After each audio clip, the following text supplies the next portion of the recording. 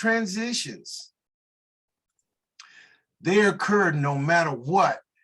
You want to fight them, but you soon realize that sometimes gives and takes is the name of the game. The leadership methods you have used for years are not working as well as you need to adapt to new styles and methods. Bruce is in transition, where he is wanting to change the balance of work to recreation. Please help me welcome Bruce.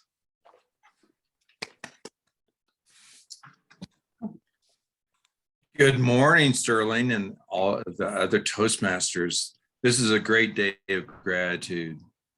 I started realizing here in doing my pathway on leadership that my leadership methods have had to change over the years. When I was working for a major corporation as an engineer, I was very data driven. Everybody wanted to know about data, and that's how you convinced them and how you conversed with them, was they wanted to have data, and if you didn't have data and you're talking about something else, they didn't pay attention anymore.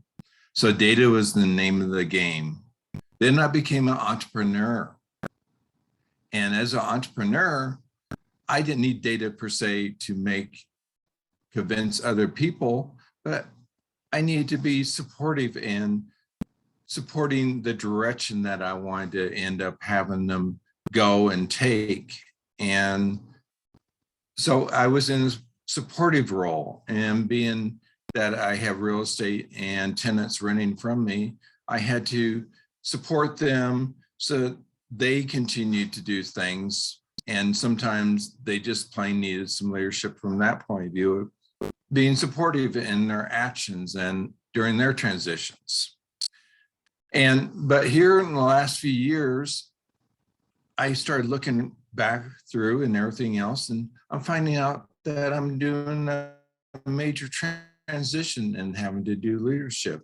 And no longer am I doing all the hands-on work as an entrepreneur. I'm actually having to hire other individuals out due to the size of the projects or the type of the projects. And I'm finding out that it's a different kind of leadership. It's back to,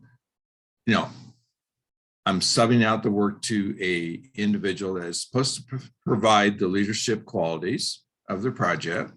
I might not totally understand it, but they come in and I have to give them support, but direct information that if things aren't going well according to what I want, I have to work with them to convince them and to get the results I want. And it's a different kind of leadership for me. And I found out that I needed to do that.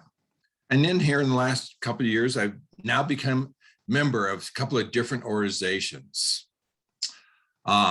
Different organizations require different leadership, being that they have a different value system, maybe.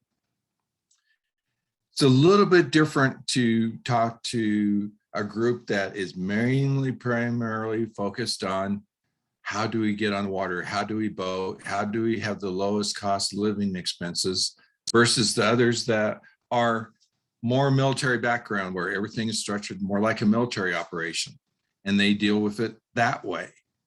And I'm finding out that they also need, different methodologies. So I'm found out that I need to make corrections that way.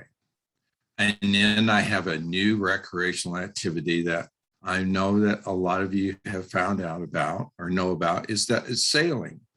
And we're not talking about a small sailboat here. We're talking about a 37-foot sailboat located up outside Seattle, Washington on the Puget Sound. And all of a sudden, you have two different styles of leadership here that you have to have.